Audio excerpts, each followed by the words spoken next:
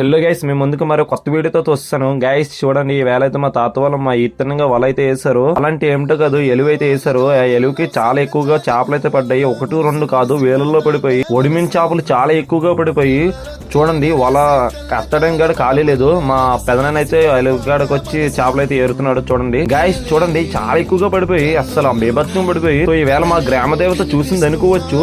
So మీలో ఎవరికైనా sea food తిందాం అనుకుంటే స్క్రీన్ మీద మన నంబర్ అయితే ఇస్తా. సో తప్పకుండా అయితే కాంటాక్ట్ అవ్వండి. సముద్రం చేపలు అనగానే ముందుగానే దేవ ఫిష్ ప్యాకింగ్ అనేది గుర్తు రావాలి. ఎందుకంటే చూడండి చాలా ఎక్కువగా చేపలు పడిపోయి.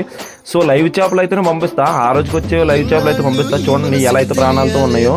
సో మీలో ఎవరైనా తిందాం అనుకుంటే స్క్రీన్ మీద మన నంబర్ని ఇప్పుడే కాంటాక్ట్ అయిపోండి.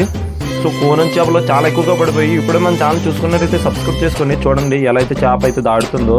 సో ఈయనైతే పారని పిలుస్తారు. చాలా టేస్టీగా ఉంటది. సో వండర్ఫుల్ గా ఉంటది, మామూలుగా అయితే ఉండదు, బుర్ర పాడైపోద్ది అనమాట. మన ఛానల్ ఇప్పుడే చూసుకున్నట్టయితే సబ్స్క్రైబ్ చేసుకోండి, బెల్ ఐకాన్ ఆల్ లో పెట్టుకోండి. ఎందుకంటే మన వీడియోస్ డైలీ వస్తూనే ఉంటాయి. ఆయన ఎందుకు మళ్ళీ నెక్స్ట్ వీడియోలో కలుసుకుందాం.